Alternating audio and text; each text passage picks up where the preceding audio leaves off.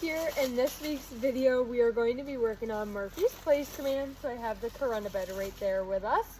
We are going to be doing the place and then just a little bit of a fun video included.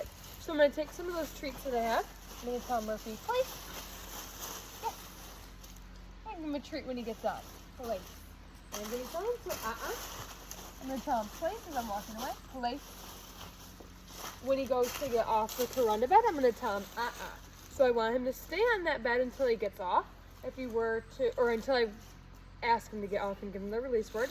So if he were to get off automatically by himself, I'm just going to tell him And if I have to, I'm going to grab that long line and pull him back to the bed, or pick him up and put him on the bed is typically what we do.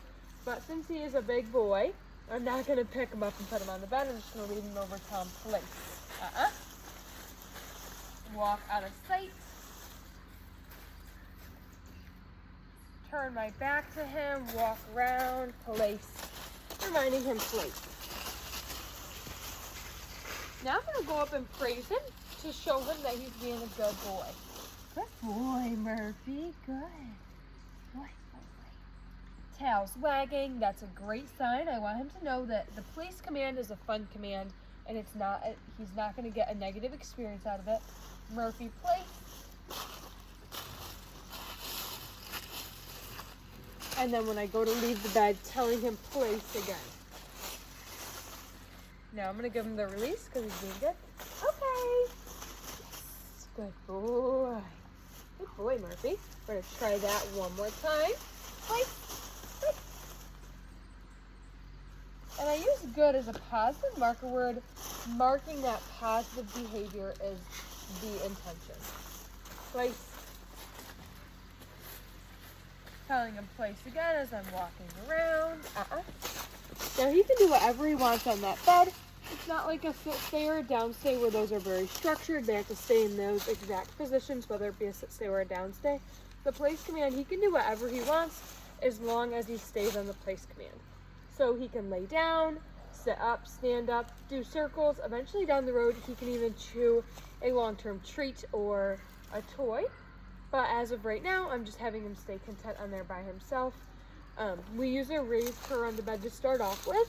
That way they can decipher it from the ground versus the place mat. So you can use a dog bed or something that they can decipher. You don't want to use a rug on a rug or a mat on a harder floor. Place. So just like that, a minimal contact with him as he just kind of forgot he was on there probably and started walking off. That's perfectly fine, but I want him to know that he is to stay on there and focus on me until I get off. Or until I let him get off. Place. Good boy. So I'll do a couple walks around and then I'll release him.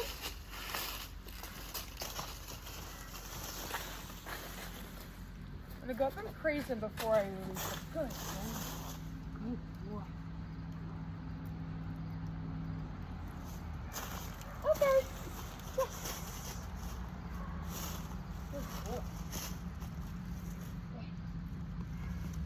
Good boy. Yeah.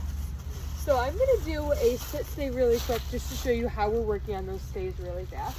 Murphy, come. Murphy. Good. Sit. Stay.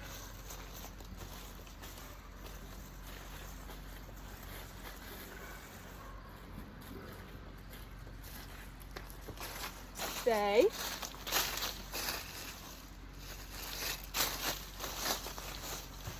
Okay. Good boy. Good boy. So the stay, so the place command does not have any hand signals, but the stay is that flat open hand telling him to stay. So I'm going to take one more treat and we'll do a couple sits and downs just normally, and then we'll end on that positive note. Murphy is doing very well with his training, and I'm very happy for how well he's coming along with all of it. Sit. Yes.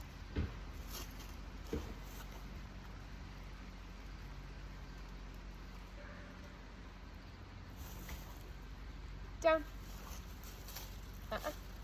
Yes. Good boy. Sit. Down. Good boy, Murphy. Good. Good boy. Good.